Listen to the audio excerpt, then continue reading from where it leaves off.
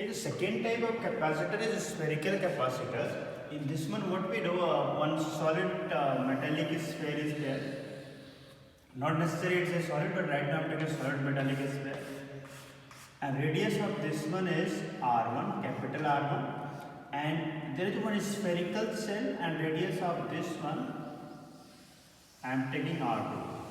So this combination of these two metal is called spherical capacitor. So if I say charge on this one is plus Q, so charge on this one will be minus Q, and this combination, this setup of plus and minus, positively charged sphere and negatively charged spheres, this whole combination is called spherical capacitor.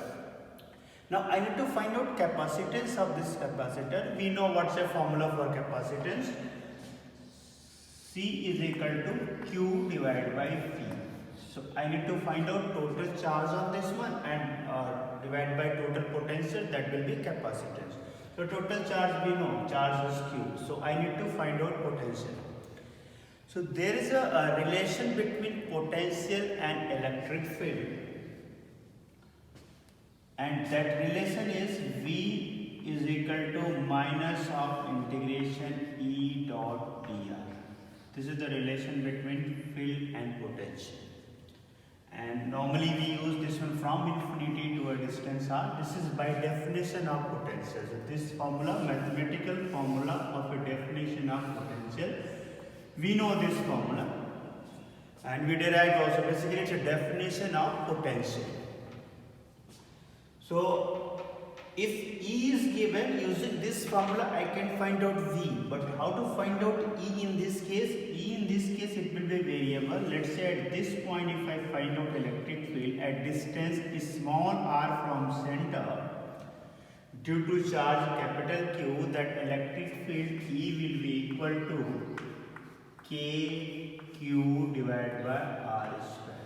That E will be equal to KQ divided by R square due to this point charge. See, at point P, field due to this inner sphere, it's a KQ divided by R square, and field due to that outer one, that will be nothing, that will be 0, because inside any sphere, any conducting sphere, field will be 0. So due to this bigger one, field at this point will be 0, but due to this smaller sphere, field will be how much? KQ divided by R square. So due to bigger one it says 0, due to smaller one KQ divided by R square. So if I ask you about net field, so net field will be this one only, because due to bigger one it's a 0 and smaller one this one. So if I say net field, so E is equal to E net is equal to KQ divided by R square. So in place of this E I put this value KQ divided by R square. So I'll get V is equal to minus integration KQ divided by R square dr, and what will be limit of this one? Limit of this one will be R2 to R1. I take R2 to R1. This is by definition. See this formula, this limit is from infinity to R. It means higher value to lower value. So here higher value of this radius is what? R2, and lower value is what? R1. So I take limit from higher value to lower value. So if I simplify this one a bit, what I will get finally? V is equal to minus KQ outside and integration of 1 by R square. So I will write this one, integration of 1 by R square into dr. Now integration of 1 by R square, what I will write? Minus KQ, and integration of 1 by R square, that is minus 1 by R. This is simple integration formula. R power minus 2 integration is equal to R power minus 2 plus 1 divided by minus 2 plus 1. If we simplify, that will become 1 as 1 by R. It means directly integration of 1 by R square, what I am writing, minus 1 by R. And what's the limit over here? Limit is R2 to R1. So if I calculate this whole thing, so V is equal to, what I'll get? I'll get V is equal to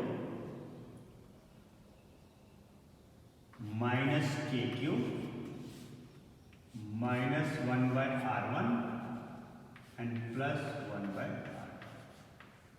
Minus 1 by R1 plus 1 by R2. Just I am putting that limit. Now V is equal to, I'll get from here K cube, and this one 1 by R2 minus 1 by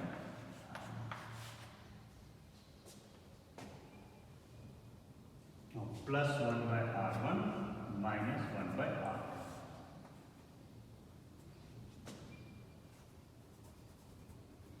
1 by R2 minus 1 by R1, let this minus sign outside. So finally we'll get V is equal to K cube, and here I'll get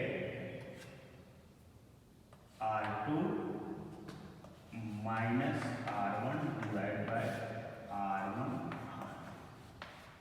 See, this minus sign is there, so this is plus R2, this one minus R1. So if minus sign may go inside, so this will interchange. Means this will become plus R1 and this will become minus R2. And if I simplify this one, it will be this.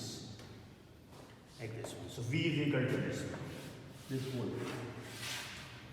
Now what I need to find out? I need to find out capacitance of this capacitor. So capacitance formula we already know. Capacitance formula C is equal to Q divided by V. So if C is equal to Q divided by V, it means C is equal to Q, and what's the value of V? KQ, that is capital Q, as this one is capital Q.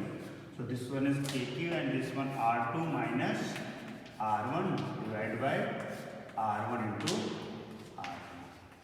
Now Q and Q get cancelled. So what's the capacitance? I'll get this one Q R1 R2 divided by K into R2 minus R. So this will be value of capacitance. Now in place of K, what I can write? In place of K, I write 1 divided by 4 pi epsilon naught. So in place of K, if I write 1 divided by 4 pi epsilon naught, so what will be C? So C will be here 4 pi epsilon naught. Okay, and Q that got cancelled, so that Q won't be there. 4 pi epsilon naught R1 R2 divided by R2 minus R1. So this is capacitance of spherical capacitor.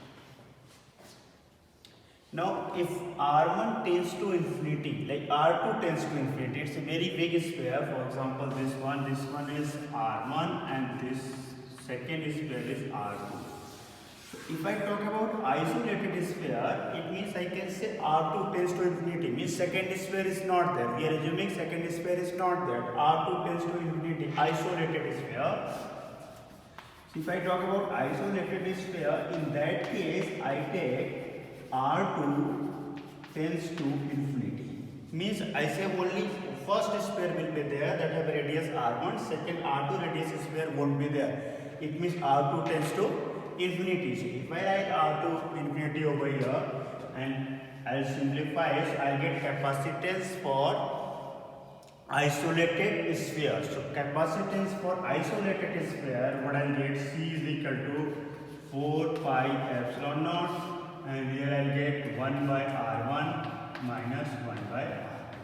See, this expression I can write in this way as well. What I did, in numerator I divide by R1 into R2, in denominator also I divide by R1 into R2. So I got this thing. So after getting this thing, what I write? R2 infinity. So if I write R2 infinity, so this term will become 0. So finally what I get? 4 pi epsilon naught divided by 1 by R1, and R1 will go up. So C is equal to how much? 4 pi epsilon naught R1. Or else you can write C is equal to 4 pi epsilon naught R. So this is capacitance of isolated sphere. So this is all about spherical capacitor. In spherical capacitor, capacitance formula is this one. If I consider as an isolated sphere, in that case what we do? We consider that second surface is not there. Where is second surface? At infinity. It means in this formula itself, in place of R2 what I write? Infinity. But directly we cannot write R2 infinity, otherwise we won't get anything. So what I did? In numerator I divide by R1, R2, so that will become 1 this term. Now denominator also I divide by R1 R2, so I'll get numerator and denominator in both the cases I divide by R1 R2, R1 into R2, so I'll get this. See here if you divide by R1 R2, this will cancel. Here if I divide by R1 R2, I'll get this expression.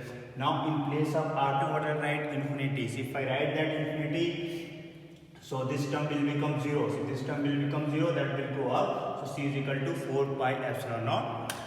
So this is capacitance of spherical capacitor if radius is R1 R2, and this one is capacitance of isolated sphere if radius is only R. Thank you.